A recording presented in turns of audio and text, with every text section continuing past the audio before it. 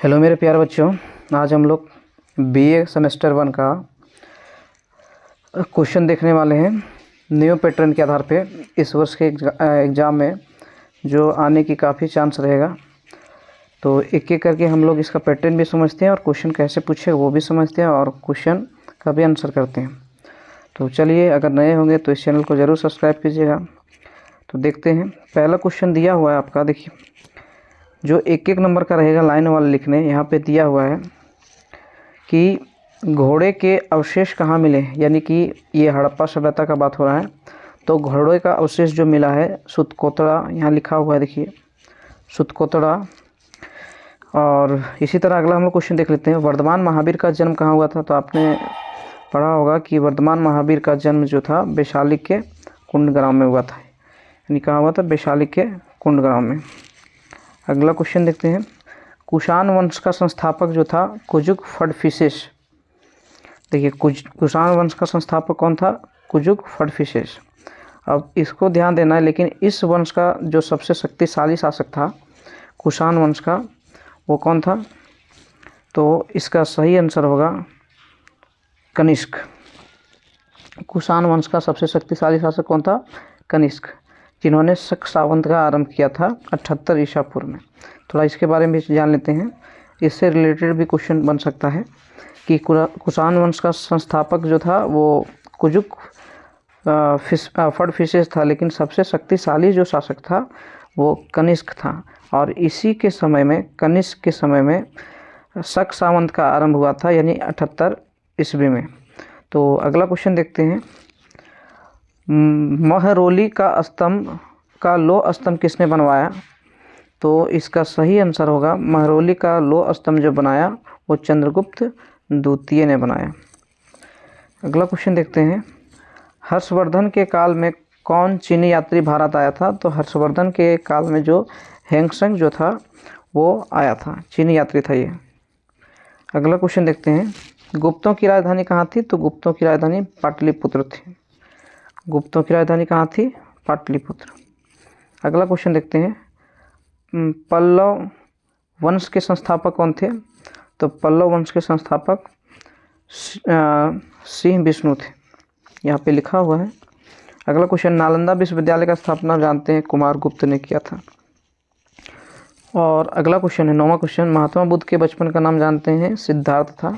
ये सब क्वेश्चन तैयार कर लेना है, क्योंकि इस वर्ष के जो वीवीयू का जो पैटर्न है, यानी वीवीयू का जो पैटर्न है विनोबा भावे का सेमेस्टर 1 का, इससे ही रिलेटेड रहेगा और ऐसा ही क्वेश्चन पूछेगा। अगला क्वेश्चन देखते हैं, भारत का नेपोलियन किसे कहा जाता है। तो भारत का नेपोलियन समुद्रगुप्त को कहा जाता है। ये देखिए, अब हम लोग ये एक एक लाइन का जो था एक एक नंबर का वो कर लिए। अब अगला पैटर्न में हम लोग घुस जाते हैं। देखिए, पहला क्वेश्चन यहाँ पे दिया हुआ है, मोहनजोदाड़ो से आप क्या समझते हैं। मोहनजोदाड़ो के बारे में पूछा है। तो आपने पढ़ा था सिंधु सभ्यता के अंतर्गत कि मोहनजोदाड़ो जो था सिंधु सभ्यता का एक प्रमुख नगर था। यहाँ लिखा है सिंधु घाटी सभ्यता का एक प्रमुख नगर था जो सिंध नदी के तट पे बसा था। आपने इस मैप को अगर देखा होगा, ये भारत है अगर प्रेजेंट में, ये वाला, तो आप जानते थे कि यहाँ पे सिंधु नदी ऐसे करके बहल है और यहीं पे मोहनजोदाड़ो था। और हड़प्पा जो कुछ इस आकृति का था, वो हड़प्पा का सबसे बड़ा नगर यही था और प्रमुख नगर भी था, क्योंकि यहाँ व्यापार का लेन देन काफ़ी होता था। तो इसके बारे में थोड़ा सा हम लोग देख लेते हैं, इसको मिटा देते हैं। हमने बताया यह सिंधु घाटी सभ्यता का प्रमुख नगर था जो सिंध नदी के तट पर बसा था, यानी किनारे पर बसा था। आगे है, यहाँ पर अनेक बड़े बड़े भवनों का अवशेष मिले हैं, बड़ा बड़ा घर था यहाँ पे। मोहनजोदाड़ो में एक विशाल स्नानागार भी मिला है। आपने पढ़ा होगा कि मोहनजोदाड़ो में जो एक विशाल स्नानागार यानी नहाने वाला घर भी मिला, स्नानागार मिला था, यानी प्राप्त हुआ था। और यहाँ पर इसका शाब्दिक अर्थ बताया गया, मोहनजोदाड़ो का शाब्दिक अर्थ क्या होता है, मृतकों का टीला। देखिए यहाँ पे लिखा हुआ है, तो इसको भी आपने पढ़ा होगा। तो ऐसे करके इसको लिखना है। अगला क्वेश्चन है, जैन धर्म से आप क्या समझते हैं। तो थोड़ा सा हम जैन धर्म के बारे में आपको समझा देते हैं। जैन धर्म में जानते हैं कि जैन धर्म में पूजा होता है तीर्थकारों का। जैन धर्म में भगवान का नहीं बल्कि तीर्थकारों का पूजा होता है। पहला तीर्थकार आप जानते हैं कि ऋषभ देव है, ऋषभ देव। और 23वां तीर्थकार जो था पारसनाथ और 24वां जो था महावीर स्वामी, जिन्होंने जैन धर्म का विस्तार काफ़ी किया। तो एक एक करके हम इसका भी प्रश्न देख लेते हैं। इसको रंग देते हैं। चलिए अगला क्वेश्चन है यहाँ पे, जैन धर्म से आप क्या समझते हैं। तो जैन धर्म देखिए यह दिया हुआ है, यह भारत का प्राचीन धर्मों में से एक है। इसके संस्थापक ऋषभ देव थे, यानी कि पहला तीर्थकार जब ऋषभ देव हुए थे तो इसने ही इसका स्थापना किया था, जिसका उल्लेख ऋग्वेद में मिलता है, ऋग्वेद में मिलता है। और इसमें 24 तीर्थकार हुए। हमने बताया अभी कि जैन धर्म में तीर्थकारों की पूजा होती है, जिसमें 23वां तीर्थकार जो था पारसनाथ और 24वां जो था वर्धमान महावीर महात्मा बुद्ध के समकालीन थे, यानी जैसे महात्मा बुद्ध थे वैसे ये भी थे। तो आगे देखते हैं, जैन धर्म हो गया। अगला क्वेश्चन, अशोक के धम्म से आप क्या समझते हैं। तो आप जानते थे कि ये अशोक जो था पहले एक खूंखार और रक्त पिपासु शासक था, मौर्य वंश से था, यानी कि मौर्य वंश का संस्थापक कौन था, चंद्रगुप्त मौर्य। उसका बेटा कौन हुआ था, बिंदुसार। चंद्रगुप्त का जो बेटा हुआ था वो बिंदुसार हुआ था, और बिंदुसार का जो बेटा हुआ था वो अशोक सम्राट हुआ था। तो अशोक सम्राट जो था, इसके शासनकाल में जो मौर्य साम्राज्य था वो काफ़ी विकसित हुआ और काफ़ी शक्तिशाली हुआ, और इन्होंने ही एक मजबूती स्वरूप मगध को भी प्रदान किया, और मौर्य साम्राज्य का तो सबसे शक्तिशाली शासक ये हुए। लेकिन ये अपने नीतियों पर खरे उतरते थे, इतना कठोर दिल के व्यक्ति थे कि ये किसी को देखते भी नहीं थे। लेकिन हुआ क्या कि जब कलिंग युद्ध ये लड़ने गए तो कलिंग युद्ध की विनाश लीला को देखकर, यानी कलिंग युद्ध कब हुआ था, 261 ईसा पूर्व में। तो कलिंग की विनाश लीला को देखकर इसका मन इतना विचलित हो गया कि इन्होंने सदा के लिए युद्ध को त्याग दिया। अब युद्ध को त्याग दिया, उसके बाद जनता के बीच में एक नया सिद्धांत को दिया, जिसको अशोक का धम्म नीति भी कहा जाता है। तो चलिए एक एक पढ़ते हैं। अशोक सम्राट द्वारा चलाए गए नए सिद्धांत को अशोक का धम्म कहा जाता है। कहता है यह एक प्रकार का नैतिक उत्थान का मार्ग था। यह एक तरह से कोई नया धर्म नहीं था, बल्कि प्रजा के नैतिक सिद्धांतों के अनुरूप जीवन यापन करने के लिए प्रेरित करने वाला साधन था। अशोक ने धम्म का प्रचार प्रसार के लिए धम्म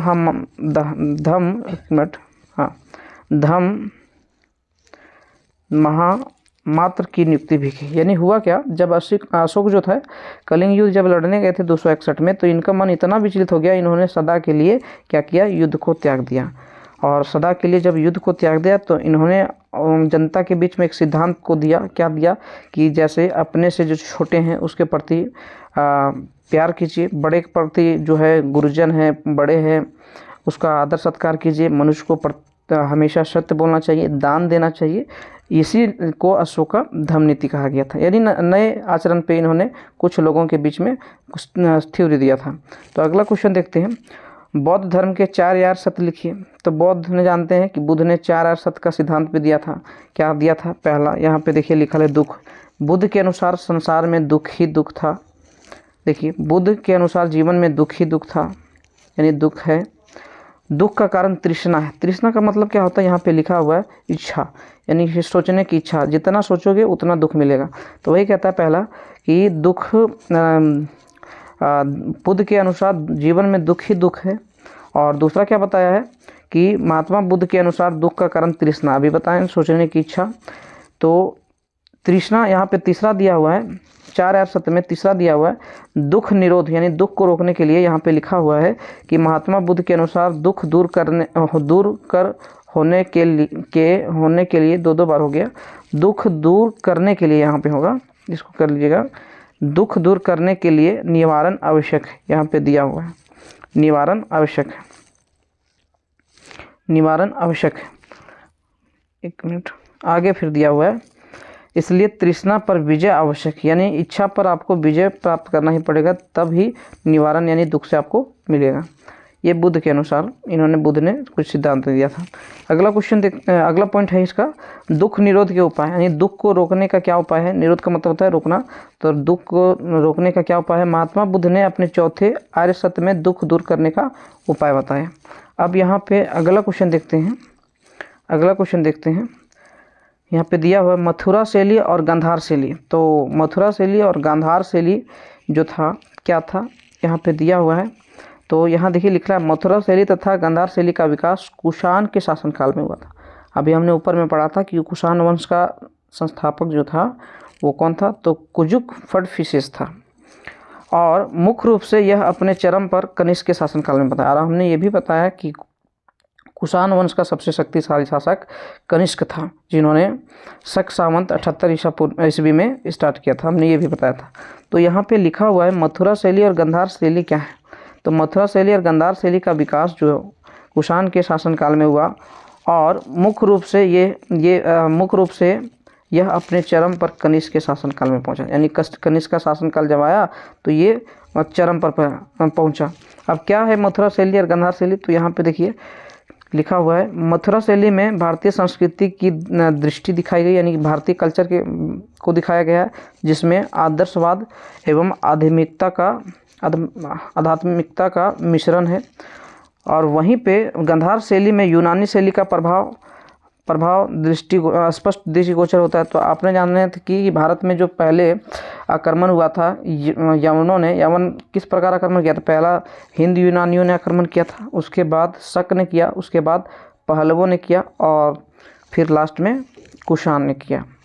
और कुषाण ने जब किया तो कुषाण का जो शैली था, एक तो मथुरा शैली में भारतीय संस्कृति को दिखाया गया है, और गंधार शैली में यूनानी शैली का प्रभाव। यूनानी कौन था, हिंद यूनानी, जो भारत में यवन आक्रमण हुआ था, जिन्होंने पहला आक्रमण किया था, जिसको हम क्या बोला गया था, हिंद यूनानी। और यूनानी यहाँ से ध्यान रखिएगा कि मथुरा शैली में भारतीय संस्कृति, ये वाला देखिए, मथुरा शैली में भारतीय संस्कृति थी जिसमें आदर्श और आध्यात्मिकता का मिश्रण था। वहीं पे गंधार शैली में यूनानी शैली का प्रभाव स्पष्ट दृष्टिगोचर होता था। इस शैली में मूर्ति कला के मुख पर, यानी कि गंधार शैली में मूर्ति कला के मुख पर तेज भरी भरकम सुडोल, इसको थोड़ा सा मिटा देते हैं, दिखने में सुविधा होगा, देखिए, ठीक है, हाँ, तेज भरी भरकम सुडोल शरीर, घुंघराले बाल और एवं झिल्लेदार वस्त्रों का भी प्रयोग था। तो ये यहाँ पे लिखा हुआ है, एक मिनट, ये यहाँ पे लिखा हुआ है। इस प्रकार जो था मथुरा शैली और कुषाण शैली। मथुरा शैली में क्या दिखाया गया था कि इसका में भारतीय कल्चर को दिखाया गया था, और जबकि गंधार शैली में जो था यूनानियों का शैली का प्रभाव दृष्टिगोचर हुआ था। तो अगला क्वेश्चन देखते हैं हम लोग। देखिए ये क्वेश्चन काफ़ी इम्पोर्टेंट है, इस वर्ष सेमेस्टर 1 के परीक्षा में ये क्वेश्चन छपने वाला है, आप देख लीजिएगा इसको। ये क्वेश्चन जो है, एक सम्राट के रूप में चंद्रगुप्त मौर्य का मूल्यांकन कीजिए, या ऐसे करके क्वेश्चन, ये वाला क्वेश्चन रहेगा, तो इसको देख लीजिएगा, बहुत इंपॉर्टेंट क्वेश्चन है।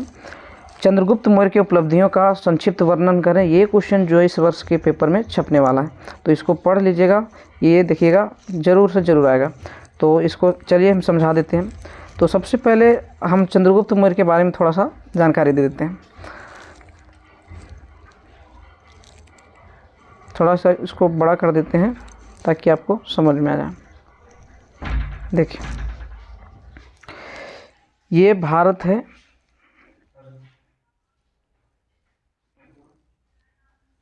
और भारत में यहाँ पर मगध साम्राज्य था। मगध साम्राज्य था, थोड़ा छोटा कर देते हैं क्योंकि हाँ, मगध साम्राज्य था। अब मगध साम्राज्य का जो पहला शासक था, पहले ज़माने में क्या था कि पहले ज़माने में राज्य को महाजनपद कहा जाता था, और सबसे शक्तिशाली महाजनपद जो था वो मगध महाजनपद था। इसको थोड़ा समझा देते हैं, फिर हम लोग इसका आंसर पढ़ते हैं। मगध महाजनपद था। मगध के गद्दी पर बैठने वाला जो पहला शासक था, मगध के गद्दी पर बैठने वाला जो पहला शासक था वो कौन था, तो हमें बताया था पहला शासक जो था बिंबिसार। बिंबी लिख देते हैं यहाँ, बिंबिसार, ये हर्यक वंश से था बिंबिसार। उसके बाद शिशु वंश आया, फिर नंद वंश आया, और चौथा में आया आपका मौर्य वंश। मौर्य वंश का जो स्थापना किया वो चंद्रगुप्त मौर्य के द्वारा हुआ। यहाँ पे लिख देते हैं, मौर्य वंश का स्थापना जो हुआ था चंद्रगुप्त मौर्य के द्वारा। चंद्रगुप्त मौर्य द्वारा हुआ था। लेकिन चंद्रगुप्त मौर्य को मदद जो किया था इनका, ये अपना जिसको गुरु मानते थे चाणक्य, उन्हीं के सहायता से चंद्रगुप्त ने मौर्य वंश का स्थापना कर पाया था। तो चाणक्य को कौटिल्य भी कहा जाता है और विष्णुगुप्त भी कहा जाता है। अब एक एक करके देखते हैं। जब इन्होंने चंद्रगुप्त क्या था, कैसे था, वो इसका जानकारी हम लोग एक एक करके प्राप्त करते हैं, और इन्होंने कैसे मौर्य वंश का स्थापना किया और इनकी क्या क्या उपलब्धियां थी उसके बारे में भी चर्चा करते हैं। तो देखिए यहाँ यहाँ देखते हैं, इसका आंसर है मौर्य साम्राज्य की स्थापना एक युगांतरकारी घटना है। यहाँ पे लिखा है मौर्य साम्राज्य की स्थापना एक युगांतरकारी घटना है। चंद्रगुप्त मौर्य ने चाणक्य की सहायता से, अभी हमने बताया था, चंद्रगुप्त मौर्य ने चाणक्य की सहायता से इस वंश का नींव रखा था। वह एक कुशल सेना नायक था। पहले क्या हुआ था कि ये किसको हराया और मौर्य वंश का गद्दी पर, मतलब मौर्य वंश का स्थापना किया, तो ये नंदों को हराया। उस समय क्या था कि ये धनानंद नाम का जो शासक था नंद वंश का, और वो उसी को हराकर इन्होंने क्या किया था, मौर्य वंश का स्थापना किया था। तो देख लीजिए यहाँ पे लिखा हुआ है चाणक्य की सहायता से इस वंश का नींव रखा गया था। कहता है वह एक कुशल सेना नायक था। पहले सेना नायक था, उसके बाद अपनी प्रतिभा के बल पे वो राजा बन गया और वीर योद्धा था। वहीं चाणक्य एक कुशल राजनीतिक और कूटनीति का महान ज्ञाता था। माने वो कूटनीतिक भी था, जो चंद्रगुप्त को समय समय पर दिशा निर्देश देते रहता था कि क्या करना है, कैसे करना है। कूटनीतिक भी था। चंद्रगुप्त मौर्य के प्रारंभिक जीवन के बारे में कई विद्वानों में यानी कि काफ़ी मतभेद है। यहाँ पे लिखा हुआ है कि एवं परंपरा प्रचलित है, कोई ठोस प्रमाण उपलब्ध नहीं। यानी कि जब वो छोटे थे तो उसका कोई ठोस परंपरा उपलब्ध नहीं, लेकिन जब से वो राजा बनेगा उसके बाद उसका जानकारी जो मिलना चालू हो जाएगा। देखिए यहाँ कहता है ऐसा ही होता है कि जब कोई व्यक्ति छोटा होता है तो उसका कोई जानकारी उपलब्ध नहीं होता, लेकिन जब वो कुछ कर जाता है तो उसका जानकारी उपलब्ध हो जाता है। तो यहाँ पे यही दिया है। अब कहता है कि चंद्रगुप्त मौर्य के विषय अभियानों के क्रम में विद्वानों में काफ़ी मतभेद है। यानी कि विद्वान जो है, इतिहासकार जो है, इसके बारे में नहीं जानते हैं। कुछ विद्वानों का मानना है कि उसने सर्वप्रथम मगध को जीता था, लेकिन उसकी पुष्टि नहीं होती है। कोई लोग मानता है कि चंद्रगुप्त ने सर्वप्रथम मगध को जीता, लेकिन इसकी पुष्टि नहीं होती। कुछ विद्वानों का मानना है कि उसने सर्वप्रथम पश्चिमोत्तर भारत किसको बोलते हैं दोस्त, तो पश्चिमोत्तर भारत जो है, यहाँ पे पश्चिमोत्तर भारत किसको बोलते हैं, जैसे मान लेते हैं ये भारत है, तो ये भारत है, तो यहाँ पे जानते हैं कि ये पूर्व है, ये पश्चिम है, ये पश्चिम है, ये उत्तर है। इसी के बीच वाला एरिया को बोलते हैं पश्चिमोत्तर भारत। तो चलिए इसको फिर आगे देखते हैं, इसको रंग देते हैं, आगे देखते हैं। उसने सर्वप्रथम पश्चिमोत्तर भारत के राज्यों को जीता। सर्वप्रथम पश्चिमोत्तर भारत के राज्यों को जीता। कहा जाता है कि विदेशी शासन के विरुद्ध जनता के बीच असंतोष का लाभ उठाकर चंद्रगुप्त ने विदेशी दास्ता से मुक्त कराया। कहने मतलब पश्चिमोत्तर भारत में क्या हो रहा था कि पश्चिमोत्तर भारत में जब सिकंदर आक्रमण किया और आक्रमण करने के पश्चात वो भारत से लौट गया, तो उनका जो सेनापति था सेल्यूकस निकेटर पश्चिमोत्तर भारत में अपना अभियान जमाया और शासन करने लगा। तो यहाँ वहाँ के लोग, कहा जाता है कि बहुत तंग हो चुके थे उनके शासन से, वो क्रूरता वाला शासन था। तो इसी के कारण से चंद्रगुप्त ने क्या किया, उन लोगों को उनकी दास्ता से मुक्ति दिलाई। देखिए यहाँ लिखा हुआ विदेशी शासन के विरुद्ध जनता, या फिर से एक बार, विदेशी शासन के विरुद्ध जनता के बीच असंतोष का लाभ उठाकर चंद्रगुप्त ने विदेशी दास्ता से मुक्त कराया। अब आगे कहता है पंजाब पर, यहाँ पे देखिए, पंजाब पर अधिकार करने के बाद चाणक्य और चंद्रगुप्त ने मगध पर आक्रमण किया। यानी पंजाब जीत लिया, उसके बाद चंद्रगुप्त ने मगध पर आक्रमण किया। अब कहता है मुद्रा राक्षस क्या था, तो एक ग्रंथ था। तो मुद्रा राक्षस के अनुसार कश्मीर के राजा प्रवर्तक ने सहायता की थी। 2 वर्षों के युद्ध के बाद चंद्रगुप्त ने पाटलिपुत्र पर अधिकार कर लिया। आगे देखते हैं धनानंद की सैन्य ताकत, हमने बताया था उसमें मगध की जो शासन पर मानी गद्दी पर जो बैठा था वो धनानंद था, नंदवंश का था। धनानंद की सैन्य शक्ति को देखते हुए ऐसा अनुमान लगाया जाता था कि इस संघर्ष में भीषण रक्तपात हुआ होगा। कालांतर में चंद्रगुप्त मौर्य को कश्मीर पर भी विजय प्राप्त हो गई। आगे कहता है कि कश्मीर के नए राजा मलया केतु जो प्रवर्तक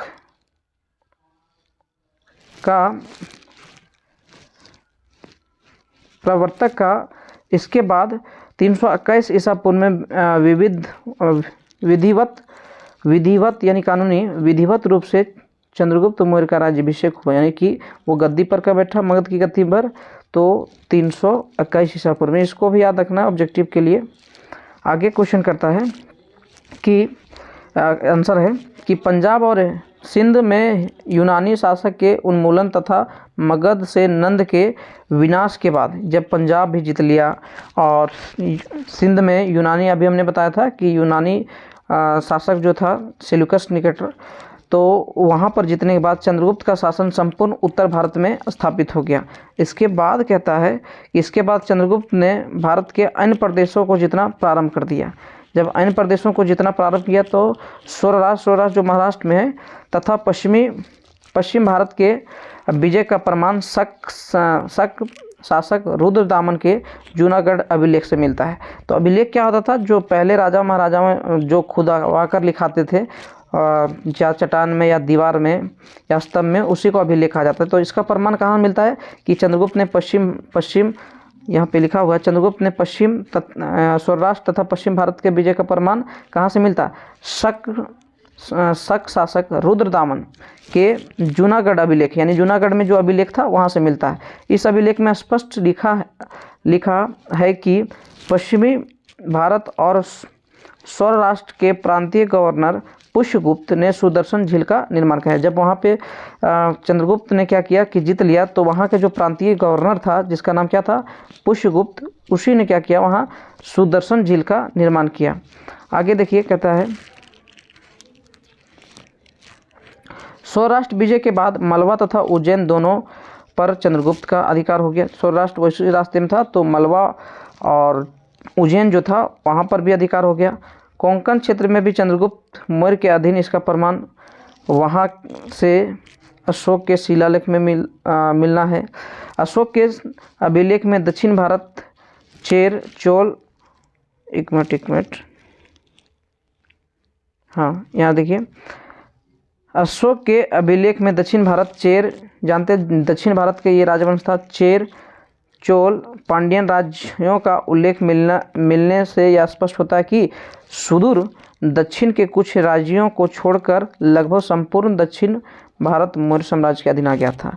यानी कि क्या होता है कि अशोक के अभिलेख में दक्षिण भारत जो अशोक ने अभिलेख लिखवाया था, तो उसमें पता चलता है कि चेर चोल और पांड्यन राज्यों का उल्लेख उसमें मिलता है। तो उसी उल्लेख से स्पष्ट होता है कि दक्षिण के कुछ हिस्सा को छोड़कर, यानी कि संपूर्ण हिस्सा पर, यानी मौर्य वंश का यानी कि स्थापना हो चुका था। आगे देखते हैं, चंद्रगुप्त मौर्य ने बंगाल, यहाँ पे लिखा हुआ, चंद्रगुप्त मौर्य ने बंगाल, नेपाल, मलवा तथा दक्षिण भारत राज्यों को जीता था, जबकि कश्मीर उसे प्रवर्तक से प्राप्त हुआ था।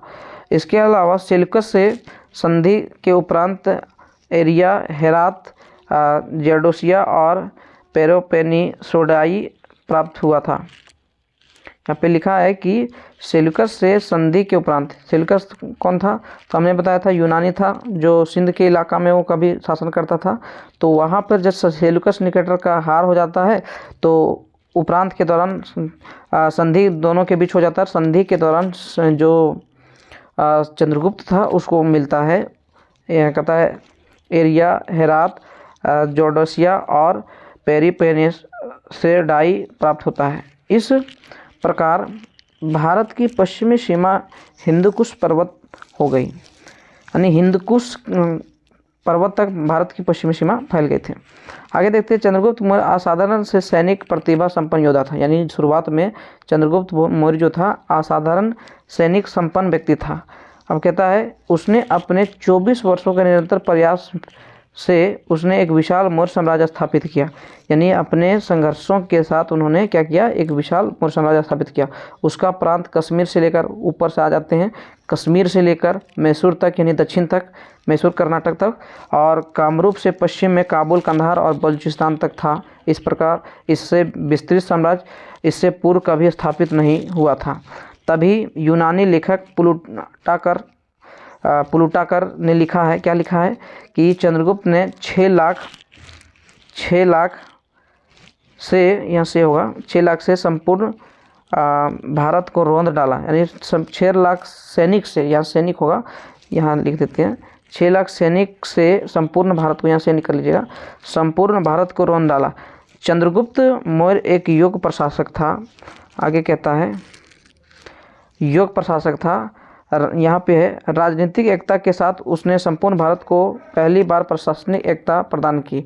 इस प्रकार प्रभावशाली केंद्रीकृत शासन भारत में कभी स्थापित नहीं हुआ था। यानी कि वो राजनीतिक एकता के साथ साथ, देखिए यहाँ पे लिखा है कि राजनीतिक एकता के साथ साथ संपूर्ण भारत को पहली बार प्रशासनिक एकता यानी प्रशासन देख रेख जो होता है उसका भी एकता प्रदान किया। इस प्रकार का प्रभावशाली केंद्रीकृत शासन भारत में कभी स्थापित नहीं हुआ था इसके पहले। अब देखिए आगे कहता है कि चंद्रगुप्त मौर्य एक योग्य सेनापति प्रशासक भी था। उसने एक साधारण परिवार में जन्म लिया था तथा अपनी योग्यता के लगन से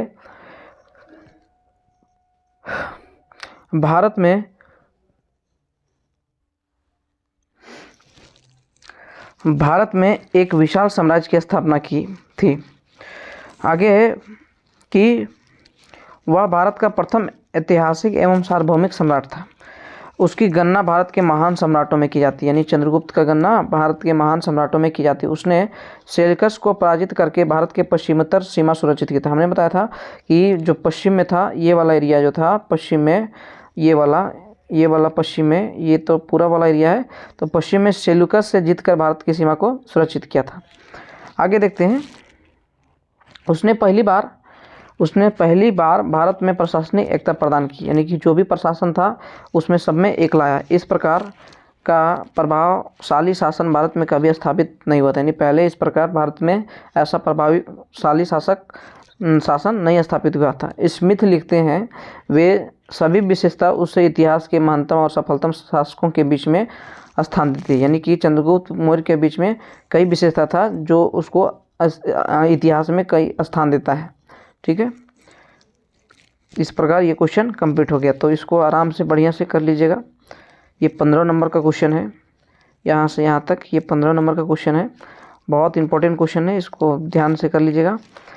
अगला क्वेश्चन जो है इसको नेक्स्ट वीडियो में हम डालेंगे।